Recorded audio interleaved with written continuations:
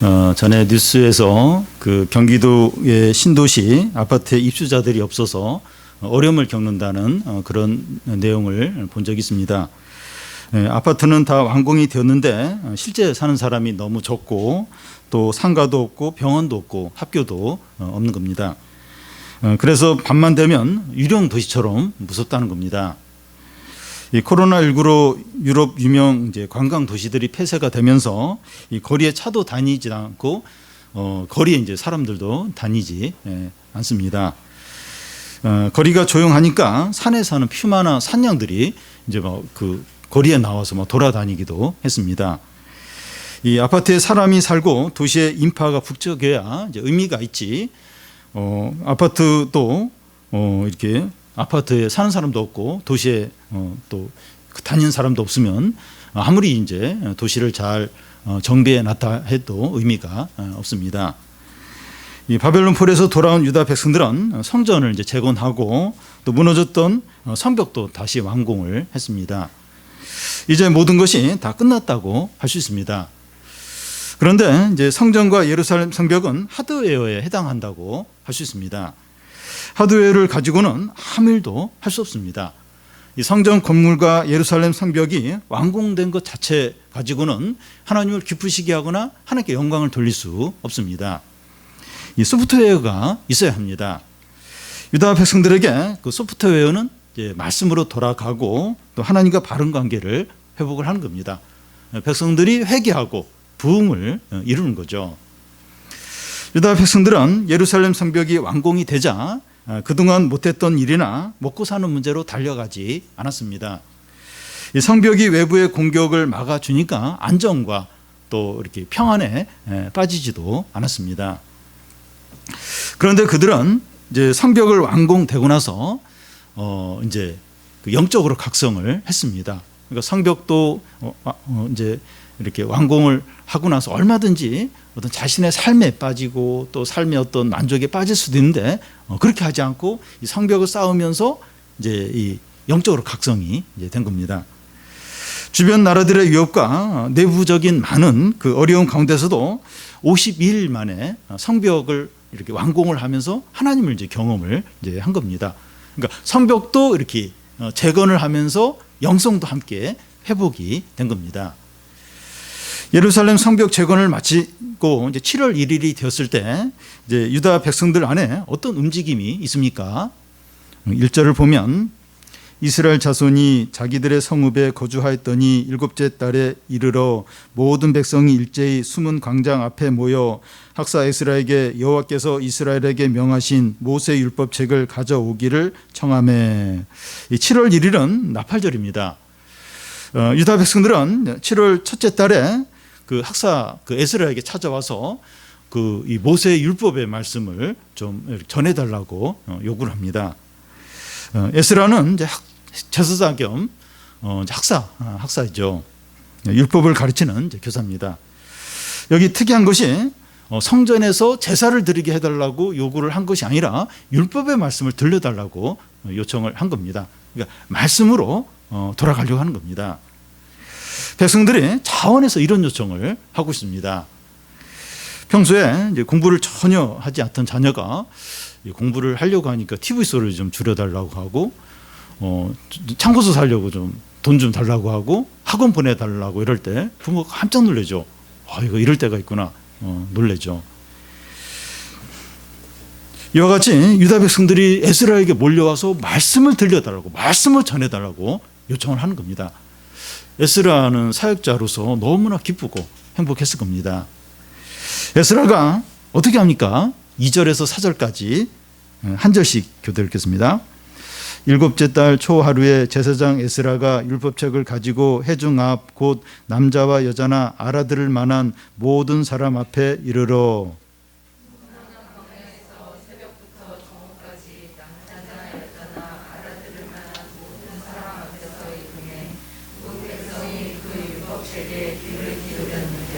그때 학사 에스라가 특별히 지은 나무 강단에 서고 그의 곁 오른쪽에 선 자는 마띠다와 스마야와 아나야와 우리야와 힐기야와 마아세야요 그의 왼편의 선자는 부다야와 미사엘과 말기야와 하숨과 하스바다나와 스가랴와 무술람이라. 예. 에스라가 율법책을 들고 이제 특별히 만든 강단에서 이제 말씀을 전합니다. 그때 모인 사람들이 누구인가 하면 남자와 여자와 어른들이죠. 또 알아들을 만한 모든 사람들이라고 했는데 청소년들 그리고 초등학교 고학년에 해당하는 그런 사람들까지 다 이제 모인 겁니다. 그리고 에스라 양옆에 그 레위인으로 여겨지는 그 사람들이 오른편에는 6명, 또 왼편에는 7명이 함께 섰습니다. 이것이 보여주는 것은 유다 백성들이 말씀으로 돌아오는데 여자, 남자, 어른 할 것 없이 청소년뿐만 아니라 뇌인들까지 다 그 지도자들까지 다 함께 모였다는 겁니다. 이것이 부흥인데 부흥에는 모든 사람들이 다 모입니다. 모든 사람이 자원하면서 예배 자리로 나오는 겁니다. 이 모든 사람들이 이제 수문 앞 그 광장에 모였는데 새벽부터 정오까지 율법의 말씀을 듣습니다. 새벽을 이제 오전 6시로 이제 이렇게 생각을 하면 정오는 12시죠. 그러니까 6시간을 이제 이렇게 말씀을 들은 겁니다. 물론 에스라에게 6시간 동안 이어서 계속 이제 들은 건 아니고 중간중간에 이제 그 레위인들이 이제 율법을 해석해주고 또 이렇게 적용해주는 이제 그런 일을 중간에 했을 겁니다. 어쨌든 6시간 동안 자리를 떠나지 않고 말씀을 열심히 들은 겁니다. 이것이 이제 부흥이 일어났을 때 특징이죠. 매일 교회 와서 예배드리고 기도하는데 힘들지가 않은 거예요. 너무나 즐겁고 행복해 하는 겁니다. 부흥의 역사의 어떤 그런 글들을 읽어보면 교인들이 매일 와요. 매일 저녁마다 매일 와 예배드리는 거예요. 너무 이제 즐거워하고 행복해 하는 겁니다. 힘들어하지 않아요. 그렇게 막 예배드리고 또 기도하면서 밤을 새우는데 하나도 피곤해하지 않는 겁니다. 기도하고 찬양하고 예배드리고 함께 교제하는 게 너무나 행복하고 즐거운 겁니다. 이 말씀이나 예배나 찬양이나 기도하는 것이 예전하고 다른 거예요. 매번 이렇게 예배 드렸는데 매번 이렇게 말씀을 듣는데 다른 거예요. 이 부흥의 때는 달라요. 처음 듣는 말씀처럼 들리고 처음 들은 예배처럼 그렇게 새롭게 다가오는 겁니다. 요즘 코로나 때문에 모이는 것이 쉽지 않고 이 찬양하고 기도하고 교제하는데 제한이 있어요. 제한. 모여도 이렇게 다 거리를 띄어야 되고 제한이 있습니다. 이번 주부터 이제 예배 모임 정상화하려고 하는데 또 연기가 이게 뭐 제한이 있습니다. 그럼에도 불구하고 우리 안에 부흥이 일어나서 예배하고 찬양하고 기도하는 게 새롭게 느껴져요. 새롭게. 그리고 큰 기쁨이 되고 은혜가 되기를 바랍니다. 에스라가 말씀을 전할 때 상황이 어떠했습니까? 5절에서 8절까지 한 절씩 교대를 읽겠습니다. 에스라가 모든 백성 위에 서서 그들 목전에 책을 펴니 책을 펼 때 모든 백성이 일어서니라. 에스라가 위대하신 하나님 여호와를 송축하며 모든 백성이 손을 들고 아멘하고 응답하고 몸을 굽혀 얼굴을 향하게 되고 여호와께 경배하니라. 예수아와 바니와 세레바와 야민과 악국과 사부대와 후디야와 마세야와 그리다와 아사랴와 요사박과 하난과 블라냐와 네이 사람들은 백성이 제자리에 서 있는 동안 그들에게 율법을 깨닫게 하였는데 하나님의 율법책을 낭독하고 그 뜻을 해석하여 백성에게 그 낭독하는 것을 다 깨닫게 하니. 에스라가 강단 위에 서서 이 말씀을 전하려고 율법책을 펼치자 모든 백성이 자리에서 일어났습니다. 하나님의 말씀에 대한 존경심을 나타내는 겁니다. 그 유대인들의 전통은 이제 말씀을 전하는 자는 앉고 말씀을 듣는 자는 섰습니다. 하나님의 말씀에 대한 경외심을 나타내는 거죠. 이 서서 말씀을 들으면 다리는 아프겠지만 집중이 더 이렇게 잘 됩니다.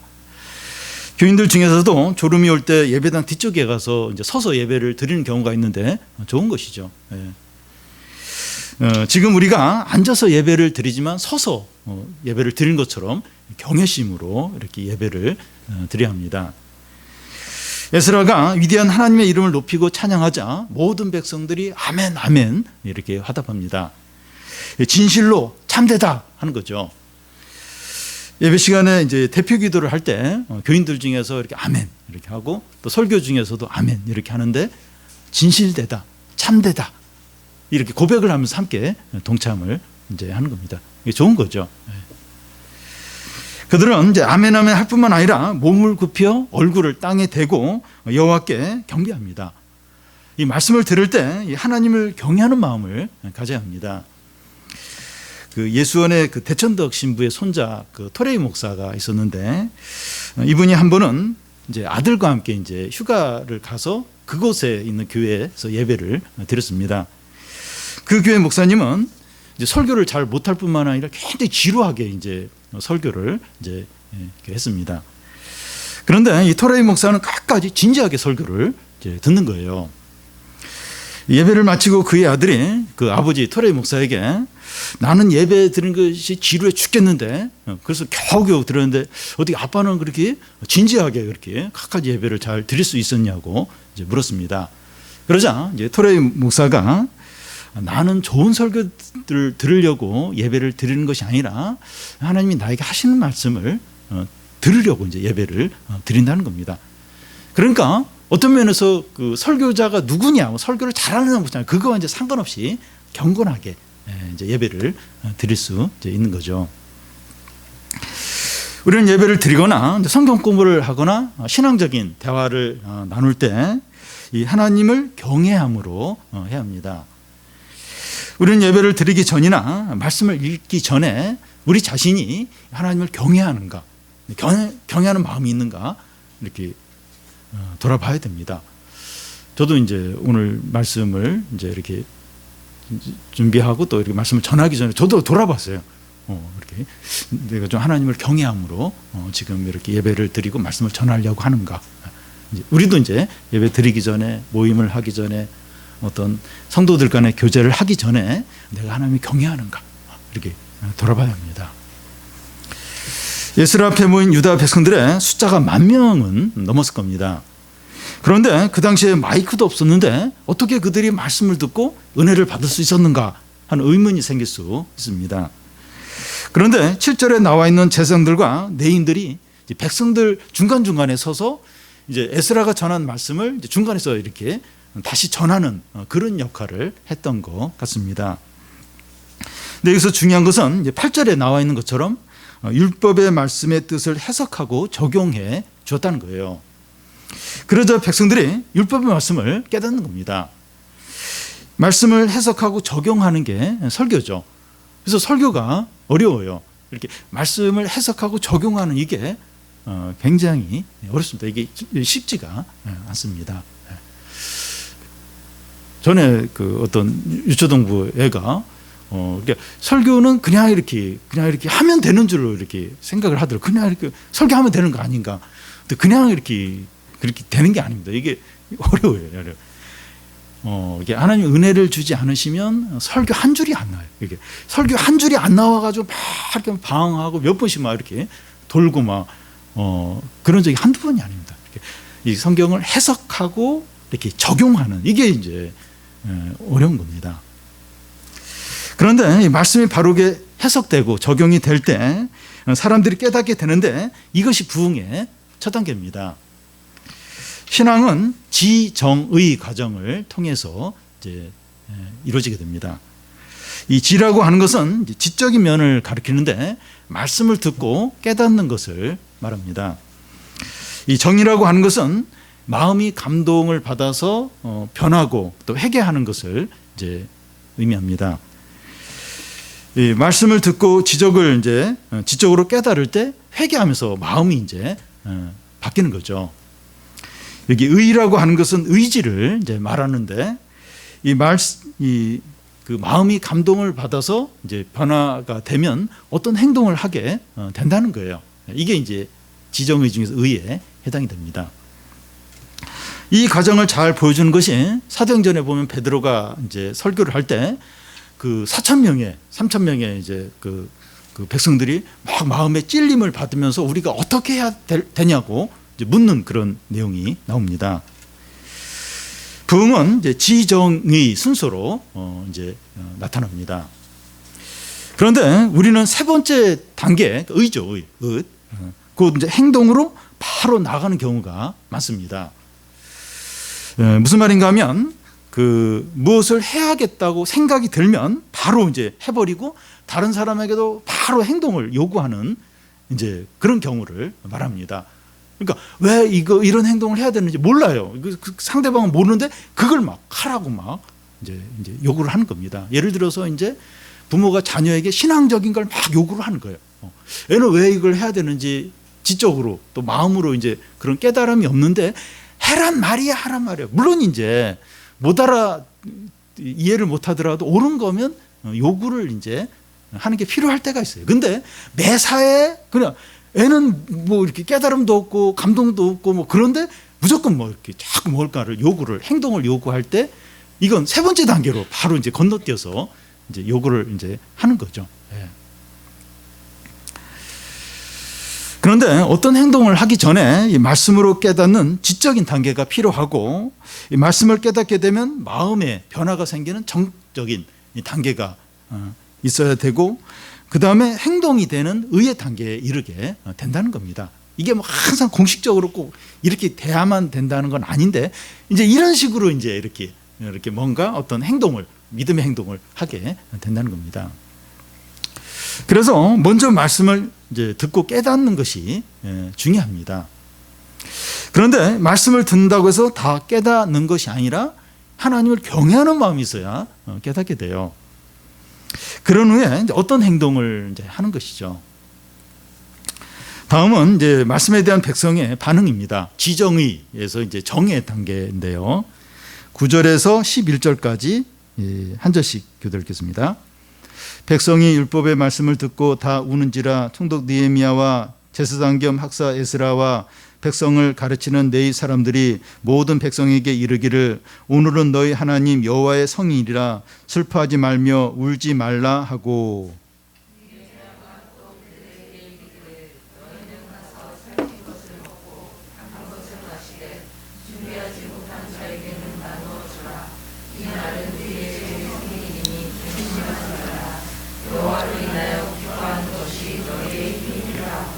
네, 이 사람들도 모든 백성을 정숙하게 하여 이르기를 오늘은 성일이니 마땅히 조용하고 근심하지 말라 하니. 예.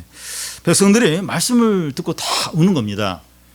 우는 이유는 말씀을 통해서 하나님의 사랑과 은혜를 깨달아서 너무 이제 감격을 했기 때문이고 자신의 죄와 이런 허물을 생각하면서 또 마음이 아팠기 때문이고 또 하나님께 돌아온 것이 너무 감사했기 때문입니다. 이 말씀을 이제 깨닫게 되면 마음의 변화가 있게 됩니다. 우리는 예배를 드리거나 성경을 읽으면서 마음이 변화되는 것을 종종 경험합니다. 그래서 우리는 말씀을 들을 때 마음이 다루어지도록 해야 됩니다.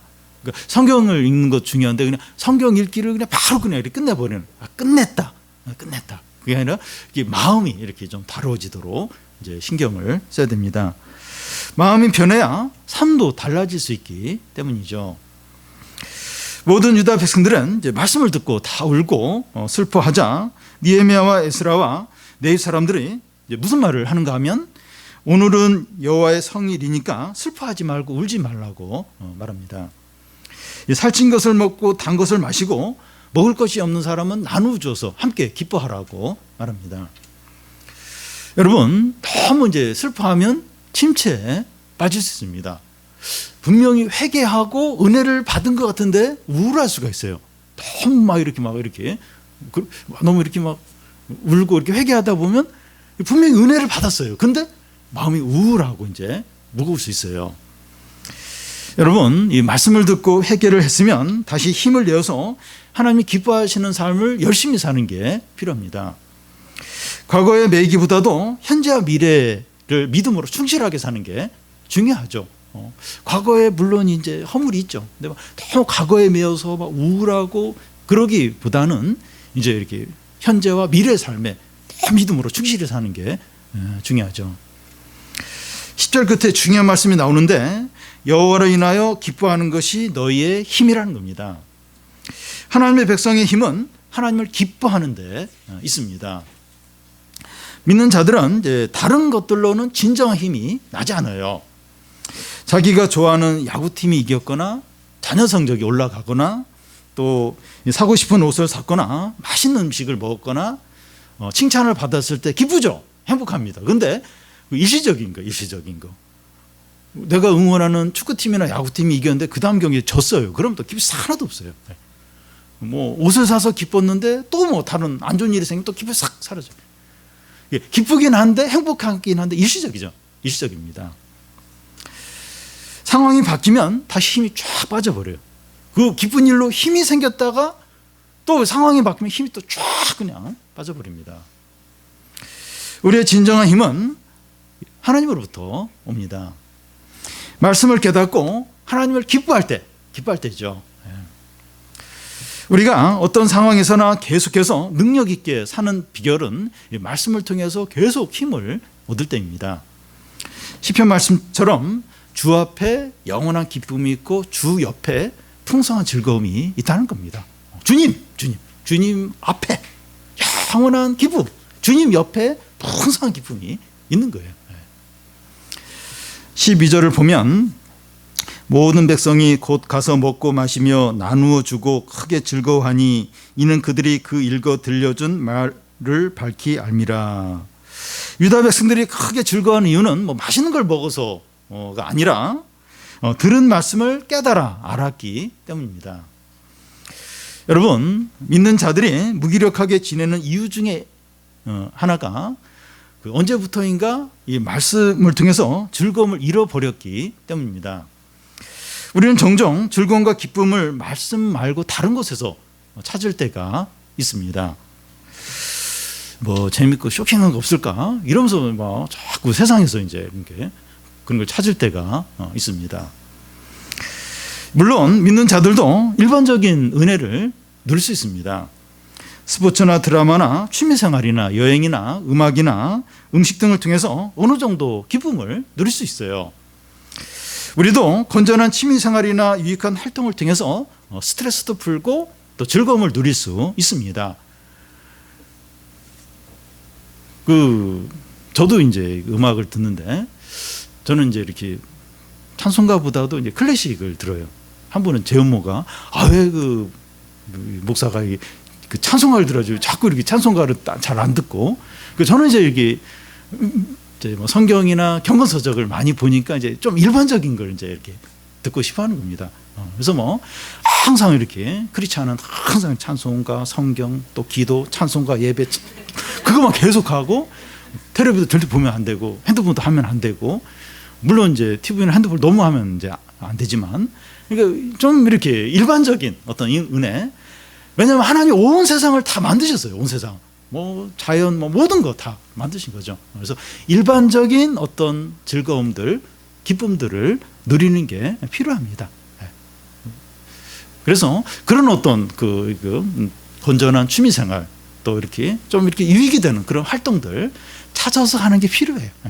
우리도 그런 일반적인 즐거운 기쁨이 필요합니다. 그런데 이런 것들이 메인이 되고 하나님의 말씀이 부수적인 것이 되면 안 됩니다. 그러니까 다른 그런 게 진정한 기쁨이고 말씀이나 이제 하나님과 관계되는 거는 형식적인 그냥 이거 빨리 끝내고 메인의 즐거움 뭐 맛있는 걸 먹든지 뭐 드라마를 보든지 뭐 그렇게 하면 이제 안 되는 거예요. 이 주객이 전도되면 안 되는 거죠. 여러분 우리 안에 힘이 있습니까? 요즘에 힘이 있습니까? 만약에 요즘에 모든 것이 귀찮고 다 내려놓고 싶고 어딘가로 그냥 떠나고 싶다면 하나님으로부터 오는 기쁨이 없기 때문입니다. 여러분 이 하나님을 인하여 기뻐하는 것이 너의 힘이라 이렇게 하는데 한번 작정하고 진짜 그런지 한번 시험해 보면 좋겠습니다. 안 그런 것 같아요. 안 그래요. 이 맛있는 거 먹을 때 드라마 볼 때 야구나 또 뭐 이렇게 축구나 뭐 음악 들을 때 영화 볼 때 그럴 때 막 힘이 생기고 이 말씀이나 예배 드릴 때는 뭐 오히려 힘이 빠지는 것 같다. 어느 때부터 그런 것 같다. 진짜 그런 것 같다. 그럴 때 한번 작정하고 이 여호와를 기뻐하는 게 힘이라고 하는데 진짜 그런지 한번 시험을 한번 해보면 좋겠어요. 요즘에 기쁨도 없고 평안도 없고 의욕도 없고 이 짜증만 난다면 단 10분이나 5분이라도 한번 말씀에 한번 집중해 보기 바랍니다. 하나님의 말씀을 집중해서 한번 묵상하고 기도하고 적용을 한번 해보는 거예요. 한번 단 5분이라도 한 10분 진짜 한번 집중해서 그 말씀을 가지고 막 기도하고 그 말씀을 적용하고 그 말씀을 실제로 믿고 그 말씀을 맡기고 한번 그렇게 한번 해보는 겁니다. 마음에 평안과 기쁨과 새 힘이 생기는 그런 놀라운 일이 이제 일어납니다. 잠잠한 그런 기쁨이 회복이 이제 경험이 돼요. 만약에 실제로 그렇게 했는데도 회복이 안 된다면 조금 더 인내를 해야 됩니다. 조금 더 인내를 해야 됩니다. 여러분 세상에서도 그렇잖아요. 뭔가 보람을 찾고 뭐 어떤 그런 일을 통해서 진정한 어떤 즐거움을 맛보려면 세상에서도 뭐 취미 생활인지 뭘 하더라도 좀 인내를 해야 돼요. 몇 번 이렇게 노력을 해야 됩니다. 하물며 이 하나님의 기쁨, 이 하나님의 은혜를 받는데 몇 번 했는데 잘 안 돼요. 이게 안 느껴져요. 조금 더 인내를 해야 되죠. 하나님은 살아계시고 말씀이 능력이시기 때문에 절대로 실망시키지 않아요. 절대로 후회하지 않게 됩니다. 하나님을 인하여 기뻐하는 것이 우리의 힘입니다. 우리의 힘이에요. 힘입니다. 모든 어려움을 다 이기고 넘치는 힘이에요. 이 힘이 얼마나 강력한지, 얼마나 풍성한지 모릅니다. 다음은 이제 백성들의 순종인데 지정의 단계에서 의의 이제 단계입니다. 13절, 14절을 한 절씩 교독 읽겠습니다. 그 이튿날 무 백성의 족장들과 제사장들과 네이 사람들이 율법의 말씀을 밝히 알고자 하여 학사 엑스라에게 모여서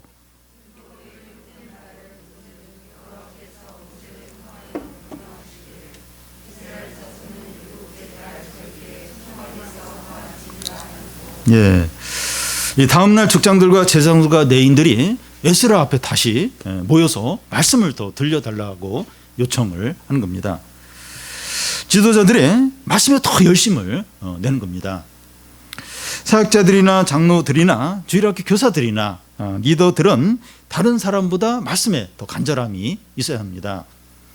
예배나 성경 공부 모임이나 개인 경건 시간이 소홀해지지 않도록 노력을 해야, 특히 이제 이런 리더급에 해당하는 사람들은 더 노력을 해야 됩니다. 왜냐하면 이 믿는 자들의 리더십은 말씀의 능력에서 오기 때문입니다. 다른 것에서 오는 게 아니에요. 말씀의 능력에서 오기 때문이죠.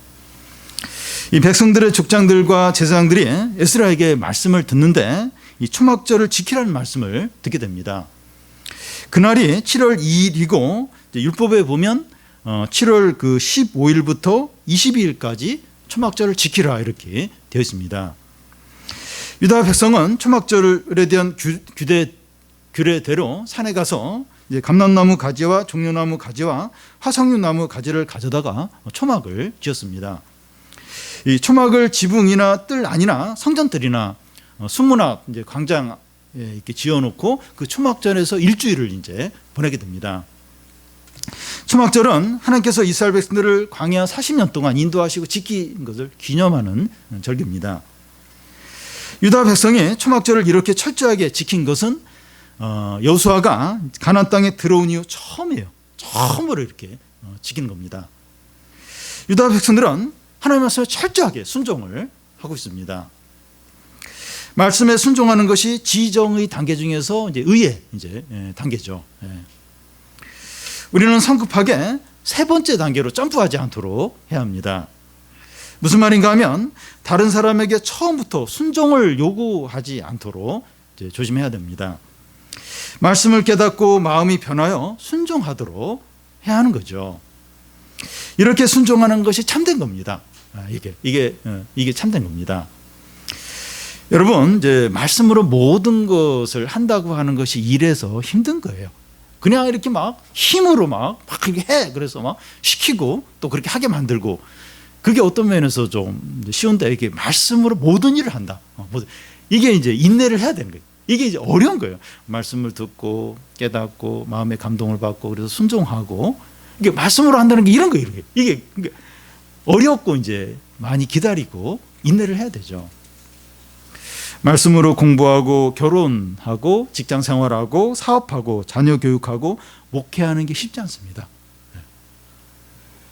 이게 말씀으로 목회하는 게 당연한 거 아닌가? 근데 말씀으로 목회하지 않는 교회들이 많아요.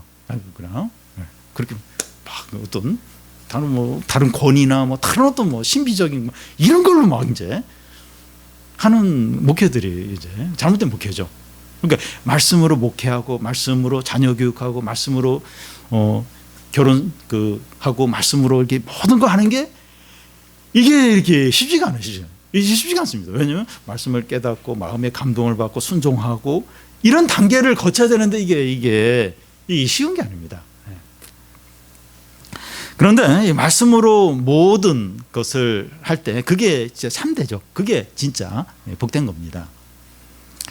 우리가 이 말씀의 능력을 의지해서 어떤 일을 이제 한다면 많이 기다려야 되고 확신을 해야 되고 담대해야 됩니다. 절대 쉽지 않아요. 절대 많이 기다려야 돼. 자녀를 말씀으로 이렇게 양육한다. 얼마나 많이 기다려야 되는지 몰라요. 속이 타들어요. 속이 썩었어요. 그냥 소리 지르고 등짝을 때리고 막 그러는 게 쉽지. 이렇게 말씀으로 속이 타들어요. 썩었어. 속 썩어 들어가죠. 인내해야 돼요. 그리고 그렇게 하는 거에 대해서 확신을 해야 되고 또 담대해야 됩니다. 담대해야 돼요. 그런데 절대로 헛되지 않고 실망하지 않습니다. 왜냐하면 하나님은 말씀하신 것을 반드시 이루기 때문이죠. 얼마나 신실하게 그 말씀을 이루는지 몰라요. 그래서 절대로 실망하지, 절대로 후회하지 않게 됩니다. 하나님은 약속하신 대로 유다 백성을 바벨론 포로에서 70년 만에 돌아오게 하셨고 성전을 재건하게 하셨고 또 성벽을 완공하게 하셨습니다. 유다 백성의 하드웨어에 이제 해당이 되죠. 근데 더 나아가서 하나님께서 유다 백성들의 하드웨어뿐만 아니라 소프트웨어까지 신실하게 이루셨습니다. 유다 백성들이 남자 여자 청소년들까지 또 제사장들과 뇌인들까지 모든 사람들이 자원하여 말씀을 듣게 하셨고 새벽부터 정오까지 말씀을 간절히 듣게 하셨습니다.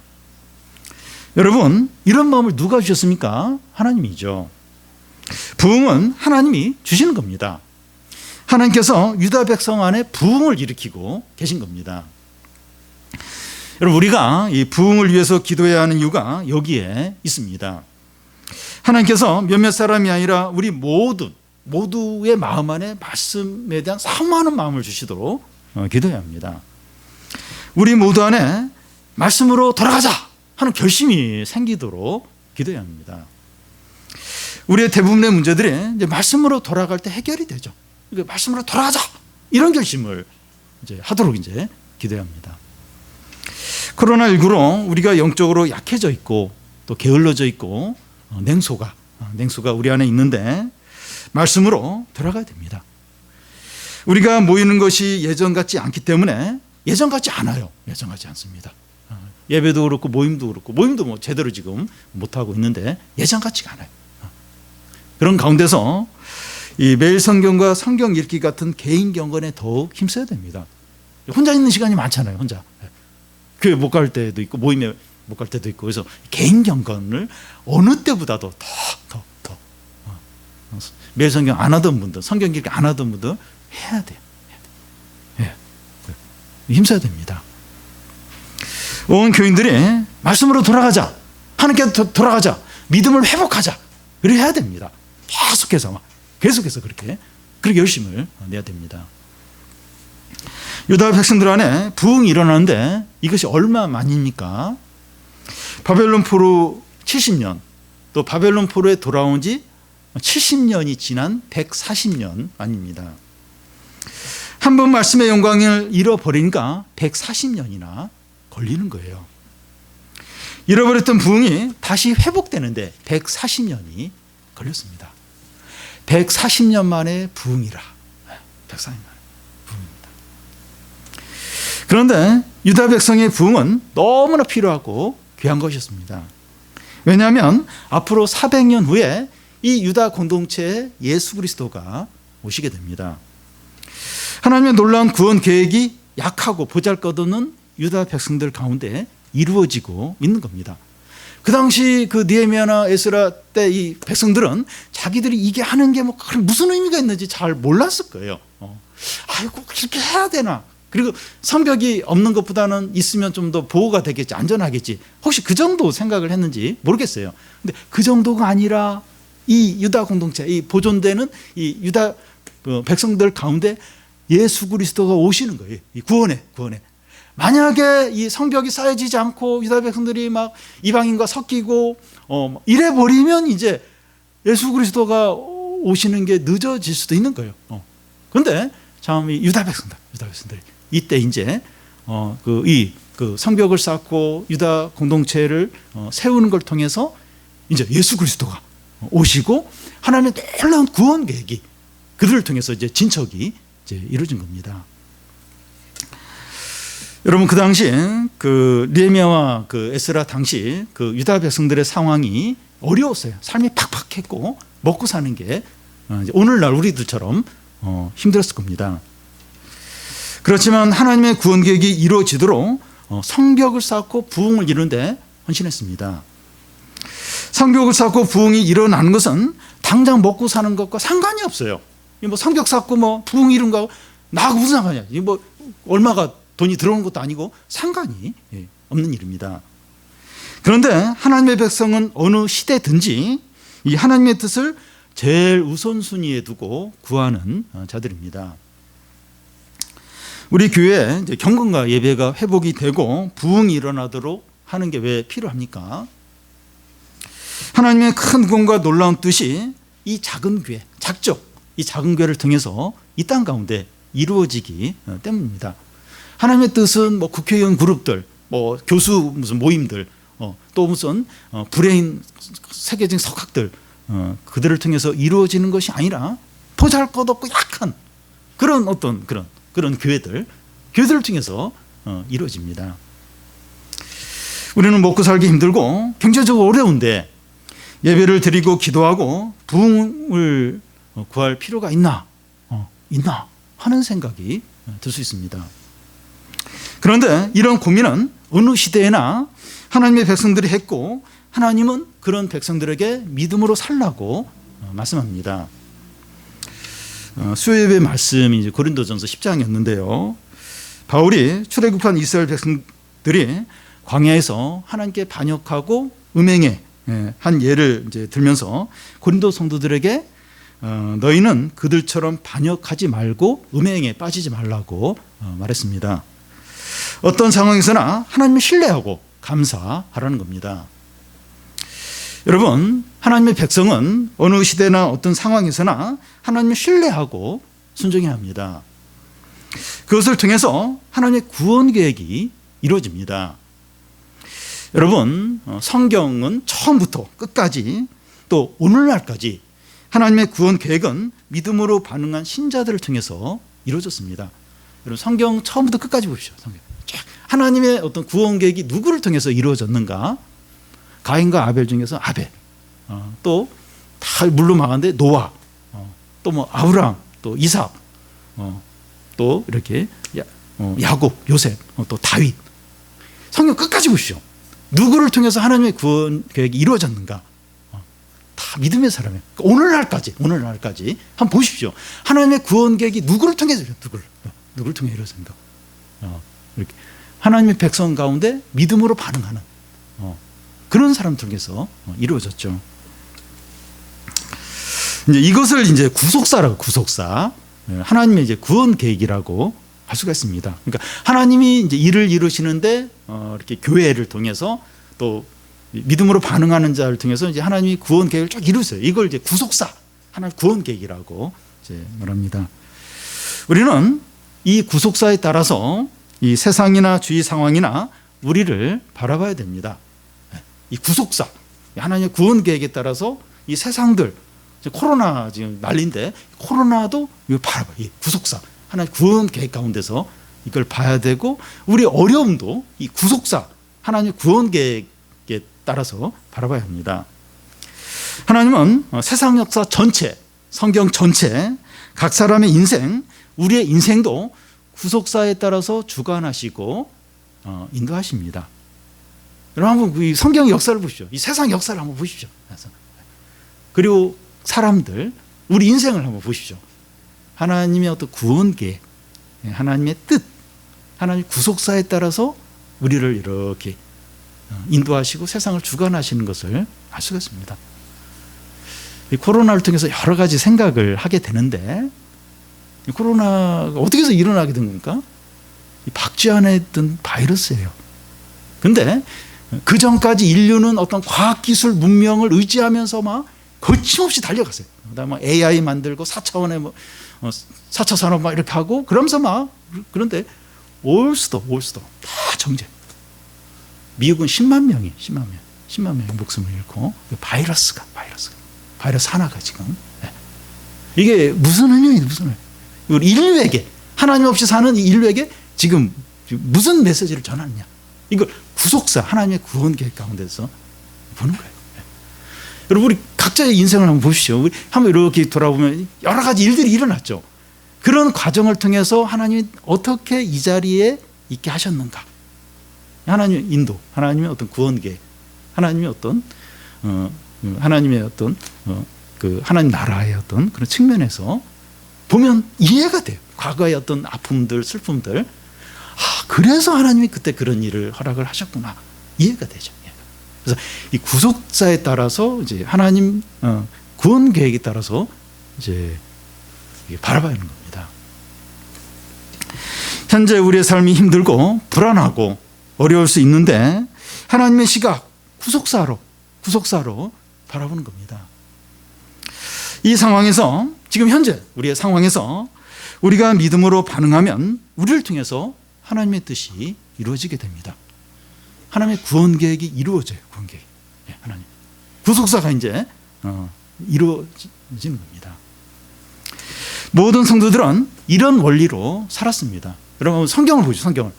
그 인물들 보면 상황이 여러 상황이고 막 이렇게 어렵고 막 이렇게 지금 이제 우리가 살펴본 에스라서나 느헤미야서는 바벨론 포로로 잡혀갔다가 이제 그런 상황인데, 그런 여러 힘든 상황이었는데 다 믿음으로 반응했어요. 하나님의 백성들은 다 믿음으로 반응. 그런 사람을 통해서 그들을 통해서 이제 하나님의 뜻과 구원 계획이 이루어졌죠. 그러니까 상황과 여러 이제 시대 가운데서 이 신자의 어떤 그 사는 원리는 믿음으로 반응하는 거였다라는 겁니다. 지금 내가 이 상황에서 이 믿음으로 사는 것이 아무런 의미가 없어 보이지만 하나님의 이 큰 구원의 파노라마 가운데서 보면 내 삶이 가치 있고 의미 있고 너무나 귀하다는 겁니다. 지금 현재 이렇게 힘든데 내가 교회 나오고 막 신앙으로 몸부림치고 이게 무슨 의미가 있는가? 요것만 보면 의미가 없어 보여요. 이제 무가치하고 지금 이럴 바야 알바라도 하고 뭐 해서 뭐 하나라도 뭐 더 배우고 이게 더 유익하지 않나, 이제 이런 생각이 드는데, 현재만 보면 지금 딱 요 상황 보면 이 구원의 큰 파노라마, 하나님의 구원 계획, 하나님 나라 입장에서 내가 지금 믿음으로 몸부림치고 이렇게 교회를 세우려고 하고 부흥을 위해서 기도하고 죄와 싸우고 이게 얼마나 귀하고 얼마나 가치 있고 또 하나님의 뜻을 이루는 그런 어떤 역할을 하고, 저도 이제 한 번씩 이제 그런 생각을 하는데, 제가 참 이렇게 교회를 이제 목회하고 또 청소년 사역도 하고 하는데, 제가 만약 이렇게 죄 가운데 빠지고 막 이렇게 예를 들어서 막 이렇게 하나님을 떠나고 만약 이랬으면 이게 얼마나 큰 영향을 미칠까. 근데 제가 이제 그런 유혹 가운데서도 제가 이렇게 믿음을 지키고 끝까지 이렇게 하나님께 갈 때 이게 또 얼마나 큰 유익이 될까. 근데 저뿐만 아니라 우리가 이제 그런 거예요. 지금 이 상황 가운데서 이렇게 하나님의 구원의 파노라마 가운데서, 구속사 가운데서, 하나님의 구원 계획 가운데서 나의 현재의 삶을 바라보고 이렇게 믿음으로 반응하느냐, 인내하느냐, 그렇게 하느냐, 아니면 이게 낙심하고 침체하고 불평하고 유혹에 빠지고 델데레데라 하면서 이런데 내가 뭐 이렇게 되는 일도 없는데 뭐 신앙을 지키고 이게 무슨 의미가 있어, 그렇게 하느냐. 이건 너무나 큰 차이입니다. 여러분, 현재 우리의 어떤 위치나 경제적인 거나 어려움이나 이건 다 지나가는 거죠. 물론 이제 현재는 고통스러워요. 힘들어요. 지금 좋든지 나쁘든지 지나가는 거죠. 계속 지나가. 시간이 너무 빨라요. 다 지나가고 결국 남는 건 믿음으로 한 것뿐이죠.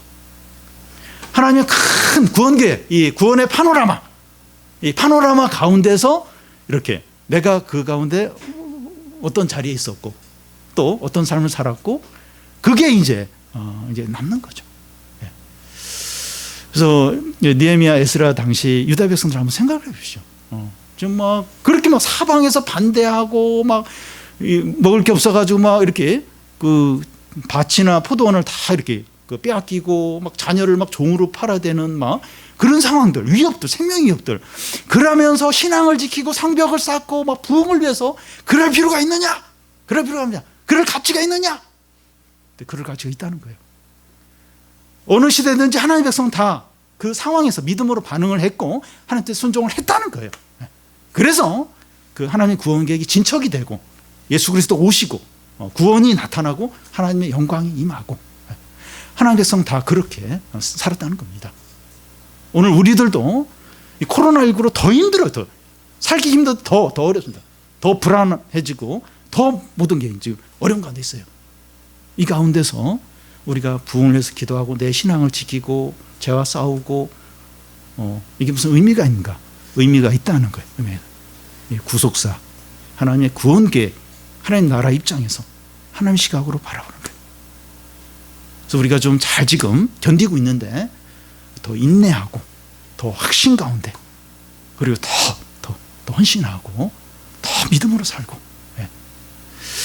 저는 이 광야 이스라엘 백성들이 막 이렇게 모세에게 반역하고 막 하나님께 대어들고 사람들은 막 이스라엘 백성들 그럴 수 있느냐 그런데 저는 그럴 수 있다고 생각이 돼요. 이해가 돼요. 참. 그 40년을 광야에서 생활하고 뭐 먹는 게 사실 맞나 한 2, 3일 먹는 건 맛있겠지만 40년 동안 맞나 지겹지 않겠습니까? 이해가 돼, 이해가. 근데 그런 가운데서도 이렇게 믿음으로 살기를 원하시는 거예요. 참고 견디고. 예. 이제 우리가 좀 그래요, 지금 광야 생활. 근데 우리가 좀 이 구속사, 하나님의 구원 계획, 하나님 나라, 하나님의 뜻 가운데서 오늘 나의 삶을 보는 거예요. 지나갑니다. 다 지나가요. 아무리 어렵고 또 아무리 좋아도 다 지나가요. 다 지나가고 결국은 이제 믿음으로 산 거, 나를 통해서 하나님 뜻이 이루어진 거, 그것만 이제 남게 됩니다. 그래서 우리가 오늘 우리의 신앙을 지키고 또 우리가 맡겨진 일을 잘 감당하고 그리고 함께 교회 부흥을 위해서 기도하고 그래서 이 코로나로 인해서 참 이 나라가 어려운데 이런 가운데서 나를 통해서 우리 교회를 통해서 하나님이 나타나고 또 하나님의 살아계심이 증거되고 사람들이 구원받고 또 이 교회를 통해서 하나님 나라가 더 확장되고 그런 참 은혜와 하나님의 뜻이 이루어지기를 원합니다.